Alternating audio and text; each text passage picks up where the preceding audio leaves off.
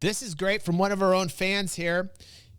His name is Aether Drift. He says, well, this is a disappointing video. His attitude is lazy and believes that the design philosophy, which is driving the innovation of the game, should be compromised because the bugs are annoying. What a shame. His videos are usually so good. Never mind. Not everybody gets it, I suppose. And this is what Aether Drift has to say is to a dead leader video, which I actually like this dude. This dude makes really cool content. So I'm really curious what I'm going to think about this. Let's watch this. Aether Drift posted this in our Discord. Is that you, Kiss? Okay, cool, dude. And let's see what Dead Leader has to say about elevators in Star Citizen and why CIG choose not to fix them. Okay, let's check it out.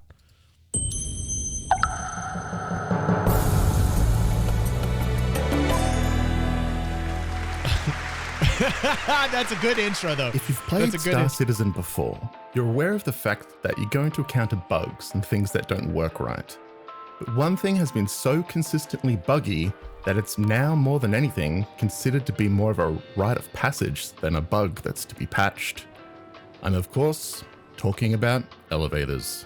Other than being forms of travel, are known to be instant death machines, break down entirely, even more than real elevators, can lock you inside of them and eventually starve you to death, can open mid-transport, leading you to, well, death once again, can lack all solid matter, ejecting you through the floor, or sometimes even be portals to pocket dimensions where you can spend your entire life in an existential limbo. They are without a doubt the most persistently buggy things in Star Citizen, responsible for ruining countless gameplay sessions and causing immeasurable rage quits. But how would you feel if I told you that they could have been fixed long ago? Heck, they could probably be fixed today if CIG were so inclined to do so. But the reason why they haven't was purely because of ego. I'm Dead Leader, and I hate to have to do this, but today we're talking about elevators. Now, to fully explain why things are the way they are with elevators at the moment, I have to first explain the biggest difference between Star Citizen and many other space sim games. And one of its largest selling points is that it's a fully physicalized game that you can travel throughout without any loading screens breaking up the flow of gameplay. For example, you see a store, you walk up to it, the door opens, and the store is already loaded and ready to interact with. Or you walk up to your ship, open the door, enter your ship. These are examples of small interactions that have been made seamless by having all the assets loaded persistently even before you've entered the space, since it was preloaded. A quick example of what this would be like in a lot of other games previously, like for instance Fallout or Oblivion, in those games we'd walk up to a door, select enter, then you would have a black loading screen where that instance of the store would load and the outside world that you just came from would be unloaded to save memory. But Star Citizen is an accomplishment where it takes a step further, where it's not just these small instances that are seamless. It extends to the degree that if you're out in space and you spot some mountain on a planet from orbit you've never seen before, you can go directly to that mountain, get out of your ship, and do space stuff on it, all without ever stopping the gameplay experience. And it's this game design philosophy that CIG brings to every game mechanic, both small and large, that sets them apart from other developers who would otherwise opt for a less complicated solution to this type of gameplay issue. This is CIG's sacred cow. A sacred cow, meaning something considered immune from question or criticism, especially unreasonably so. And this is where we come to the problem with elevators. In most games, elevators are a way for them to hide a loading screen. You enter a box, the door closes. While the player is unable to see anything, the world where they were just in is unloaded, and it loads the new location around them. And only when the load is fully complete do the doors of the elevator open to complete the illusion that they've just seamlessly moved from one location to the other. A perfect magic trick. Or an even simpler version of this illusion, if the game doesn't have the need to load anything new, once you enter an elevator, you select the floor and you're simply teleported to an identical elevator And once the game has checked that everything is ready and the elevator music has played enough to complete the illusion, then the doors will open and you're free to leave safely.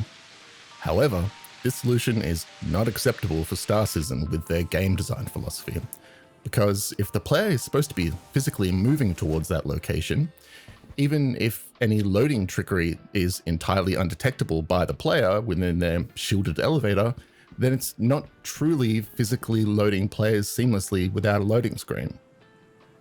Instead, what's actually happening in Star Citizen is elevators are physical set pieces that are in real time bussing players back and forth from pickup to destination. This means even though you can't see any of the scenery you're passing or what any players you may be passing are doing, they will still be loading that data to you. And your location and what you're doing will also be transmitted live to those players also, despite them never seeing you as well. This makes elevators extremely difficult to both code for and run consistently in the game, since the server is dealing with so many variables just to keep the players safe and unaware that they're being needlessly hurdled through a location, which is what results in all the game-breaking bugs we experience with them. A lot of the time, an elevator can kill you or push you through the game world because it actually physically hit you after you called it, because a giant invisible box was ramming you through the wall mesh, which has been the frustrating norm in the New Babbage Hospital and vehicle garage for a long while. But because of this sacred cow of game design philosophy, despite it having no visible way of being detected by a player's experience other than elevators working correctly, CIGs still do not make the change. And it's not just elevators that are negatively affected by this rigid design philosophy and inability to kill that sacred cow, so to speak. There's more gameplay in Star Citizen that is also hindered. For instance, bunkers for a very long time have been a bit of a joke, a reflection of what first-person shooter gameplay is supposed to be like, without ever really being good enough to be considered fun gameplay. NPCs teleport around the map, bullets misfire, and commands get jumbled as a server tries to keep up. Yeah, the server's just trying to keep. Here's the thing, man. Like physics grid, we always talk about the physics grid. We need to do a deep dive into elevators and seriously do a video onto this, because like a lot of times I feel as if elevators aren't even an object container. You know, like everything is we talked about OCS like moons ago, and we talked about the intricacies of OCS and, you know, how many containers there actually are in the game and how much memory it takes to load these motherfuckers up, and it takes a lot of work, and the servers to communicate it, and it's just a lot of information, right? So one thing I always think of when I have elevator issues is like, is this actually like an object container? Right? I've not had a lot of elevator issues. I know a lot of people do. I've had a few. And generally when I have elevator issues, it's like I open it up and it's just like open empty space. I've not had the elevator issue yet where it's just like black and not there. But I've always talked about the issues I've had with like physics, the physics grid itself. Even when no player is inside the bunker and nobody can see it, nor can anything be affected by it, if you're above one of the planet's surfaces, it will still be loaded into the game, and so all the AI and physics will be actively controlled by the server's CPU and memory. And what's particularly egregious about this is all bunkers require you to take a long elevator to get inside of. They could easily have made it so once you get into the elevator, the planet loads out and you're put into a client-side hosted bunker map where the NPC AI is powered by your own PC, reducing the load on the server for you and everyone else that's no longer having to communicate all those calculations live back and forth. Not only would it help fix the experience inside of the bunkers, but all that CPU that's been freed up by having control of the NPC AI inside the bunker could then be applied to other NPCs throughout the verse that do require to be loaded in. No more moonwalking NPCs creeping you out, and more stability throughout the game in general. And at this point, you might be wondering, they must know about this. Why wouldn't they do something about it? Maybe this guy's missing something. Well, I can tell you why they have made it such a taboo to change. One of Star Citizen's major sale points is that they're doing the impossible. It's never been achieved before. And for the players in media, in the ways the game has already achieved that, with the ability to land on planets, enter buildings and ships without load, that's the reality for them now. But for a game developer, when you explain the technical scope of what you're attempting to do over a water cooler, the extremely impressive stuff to another developer is all those technical limitations that the player never sees, because they spend countless hours of development time trying to come up with workarounds to get past technical or performance limitations that their games may have. And forever, elevators have been the simplest and most natural way to hide such limitations. So when you tell another dev, should we slow we're having physicalized elevators that actually move throughout the game world in real time with players inside them, way down the list though. Incredible flex. That easily conveys the scope of your project's I saw myself for a brief goals. second. It's a ballsy move to do something so much more complex than is needed to be. Just to be able to continue to say you don't have loading screens. It's purely ego. Now, I understand that technically in the future, dynamic server meshing will allow for more computer power. I don't think it's an ego as much as he's just trying to sweep things under the rug right now. It's not something I don't think is going to eventually be fixed. You know what I mean? Like, here's the thing with elevators. How many of you think that the game's going to be successful if elevators are in their current state? I would hope that none of you would think that the game's going to be successful with elevators the way they are in their current state. Do we think that the elevators will eventually get fixed? Yes. Do we think that I do. Right? Here's the other thing. Like, do we think that the NPC movements like this jank that we always see with the NPCs, do we think this is going to be fixed? Yes. Why? Because if they don't fix it, the game's not going to be successful. It's kind of like as simple as that for me. It's kind of clear cut for me. Whether or not we call it out or not, right? Like, it's good to call it out. Let him call it out. That's great. I mean, like that, I feel like Dead Leader's relatively new to the experience of Star Citizen, maybe a year or so of playing. And by new, I mean somebody who's been playing for a year or two. Maybe he's played longer. Apologies, Dead Leader, if you're watching this and you've actually played longer. But like, these are all experiences we've all gone through. And yes, it's tedious. And yes, it drives me crazy that these things aren't fixed yet. But it's something that I think eventually is gonna be fixed. Why? Why do I think that? Because how in the fuck are they gonna make the game successful if they don't? I'm sorry, that might be caveman thinking, but I'm gonna reduce it to its basic level, right? I don't think it's an ego thing. I think it's kind of like sweeping it under the rug thing. I think it's nothing that they want to talk about because it's something that they're still trying to find solutions to. I think it relies heavily on the physics grid. I think it relies heavily on server meshing. And I think that's why you haven't seen them run seamlessly yet. But like, that's something that's kind of like for people that do the digging, we've known for years. I don't think it's like an ego thing. I think it's a technical development thing. To hopefully be allocated to these systems to allow them to run much smoother than they do. I don't know. That's like that. That's obviously Dead Leader's opinion. I don't agree with it. I don't agree with that it's like an ego thing at all. I think it's a development thing. Now, and so there's an argument to be made that if they made these changes now to make it run better, then it could be considered redundant, since they will be required to make these changes once again once server meshing is integrated. But this isn't just a matter of making the game more playable in the short term for the backers at all. If you're including overly and needlessly complex systems into the game in this alpha stage, which both hinder the ability to accurately test the game mechanics that you do need help with, since you need to use multiple elevators just to get inside of a ship before you can do anything in the game, you're also wasting dev time trying to constantly put updates out addressing the bugs caused. Yeah. But like, I think what Dead Leader doesn't understand is those things need to be there, even if they're not working properly or functioning properly, to bring the people in because they're necessary.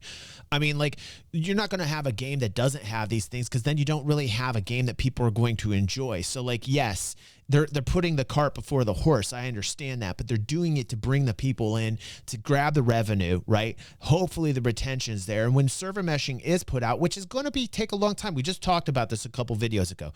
We all know server meshing is going to take a long time. Right, we're hearing fourth quarter 2023. I don't think so. I think we're well into 2024 by the time we get any type of functioning server meshing. We all know this. This isn't like people who've been watching this and interested in the development of this in terms of game development know this, that it's been like this for a very, very long time, right? But it eventually is something that has to happen, because if it doesn't, then the game's not going to be a game. It won't be successful, you know? By this. But they had to do this first because they need it. They need elevators to get people places, even if they don't work some of the times because of the server meshing, because of the physics grid. Physicalized elevators and bunkers after you have introduced dynamic server meshing. No. It would still. I don't agree with that. I don't agree with that at all. I don't agree with that at all. That's okay. Dead Leader, that's okay, dude. And the only reason I'm saying that is because without that, there's no game loops. God forbid there's no game loops. If they actually went the correct order, like on a technical level, he is correct on a technical level, but it makes no sense to grab in revenue. On the money-making side of the business, it makes no sense, because then you don't have bunkers. Right? Then you don't have a way to get around certain areas that require elevators, like Arc or like ArcCorp or Microtech, or, you know, like everywhere that needs an elevator to get places. Then you don't have those things. Then it's not exciting. Then people aren't paying the money. If they did things correctly in a technical order, technically that would be great. But on a sales model, it's terrible. You're not bringing in any revenue because people can't go anywhere. Replace elevators with stairs. Could you imagine everything being stairs and no elevators, man? Like they've got to put the cart in front of the horse on this one. That's what I'm trying to say. And I hope Dead Leader understands where I'm coming from. I understand his opinions. I don't agree with them. And you know, when Aether said, like, if we go back to Aether's comment, who's kissing the chat, he's saying, you know, it's a disappointing video. He believes the design philosophy, which is driving the innovation of the game. And by that, I would even evolve that statement, Kiss, aka Aether Drift. I would even evolve that statement to say that he says his attitude is lazy and believes that the design philosophy, which is driving the innovation of the game, I would say not just driving the innovation of the game, I would say driving the revenue into the company. I would also say that. So I actually agree with you, Aether, on this. I'm agreeing with you on this, and I'm kind of disagreeing with the opinions here with Dead Leader, because in this instance, in order to bring the money in for the project to be supported financially, they have to put the cart in before the horse. It'll be overkill and a waste of resources. See you, buds. To work in, have a my good day opinion. at work, bro. But at least theoretically, you should have the excess computer power to run it at that point. Being able to drastically improve the gameplay, testing process, and development now in the meantime is what's going to get the game along the finish line. It's what's going to get less people complaining. It's going to be better for marketing to get new players in the game. And look, I don't blame any particular developer. And the reason why it wouldn't do that is because they wouldn't have the players they have now if they didn't have them in the game for people to get around, even though they're bugged out. You know, the framework does have to be there, and then the technicals do come in this instance for many reasons. But the most important reason, in my opinion, is so that people can get somewhere, even though it's bugged net right now and it's relying heavily on server meshing in order to function correctly. The only reason why I'm very supportive of them doing this and putting the cart before the horse is because people still need to get around places. And even though it's bugged and doesn't work all the time correctly, right, because that tech isn't there, without those things, you don't have the money coming in, because instantly you don't have the means to get around anywhere or do anything or get those game loops, those tasty game loops that people want. Or anyone that's worked on the game for this reason. Hence the with alpha. The company growing the way it has from just a concept and a dream to kind of pull the impossible off.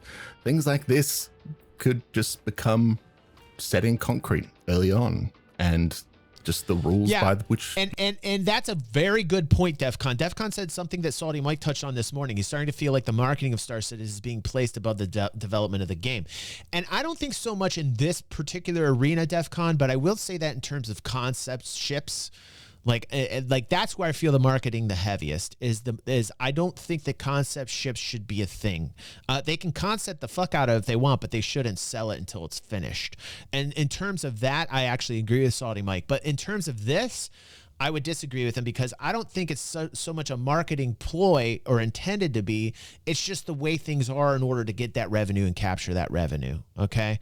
Like it needs that money to survive financially. It's more than a marketing thing. It's an existence thing. It's like if they don't have the elevators that are buggy, then so many people won't pay for it, and it will be completely gaudy because people don't want to play anything where they can't get to anything, right?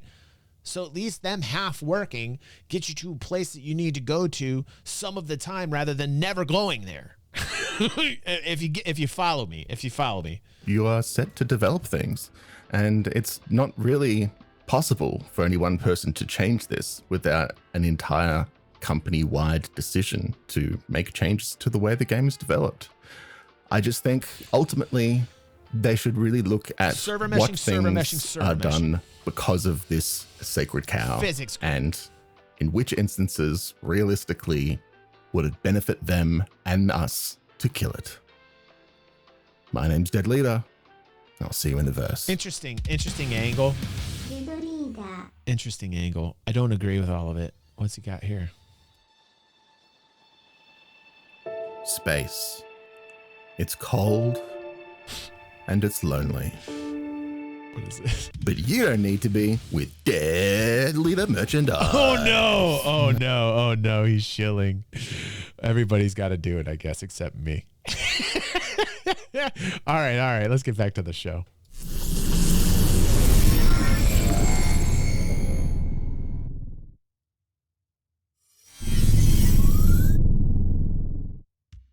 Woo, what a day. How are you guys doing? Let's get back to the fun here where we get to hang out and talk to one another lovingly. Hello. Turn this up, please, Pepe. I need to speak lovingly to my fans here.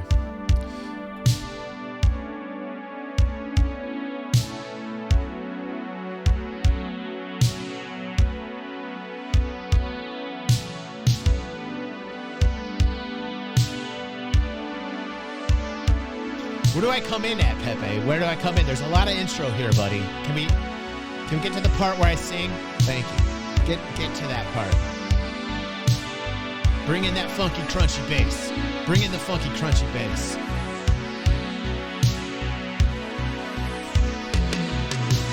Hello, my lovers. How are you? Wait, damn it.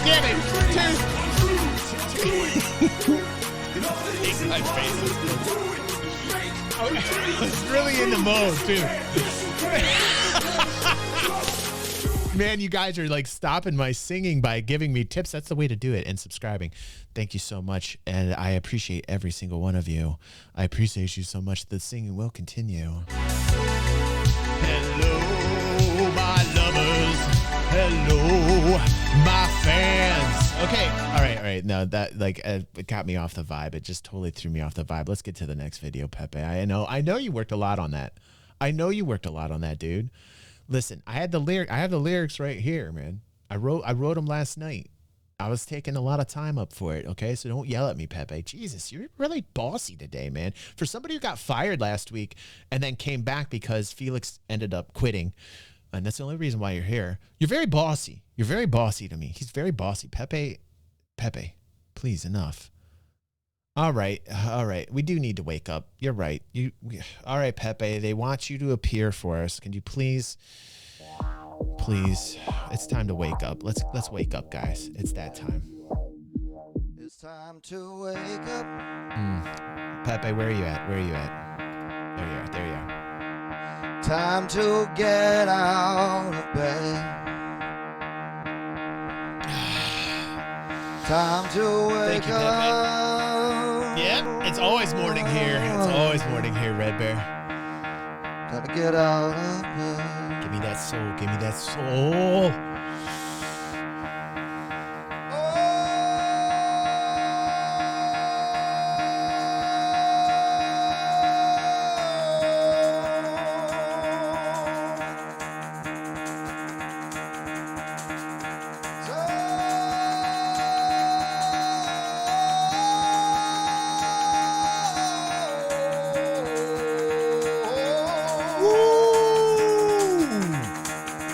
fuck out of bed, bitch. Go.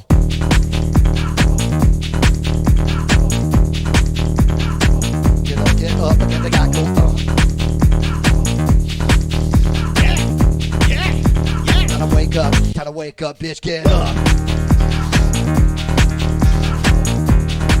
Yeah. Get up. Feeling energized. Get up. Yeah. Got feeling much better. Feeling more energized. That was good. That was blood going.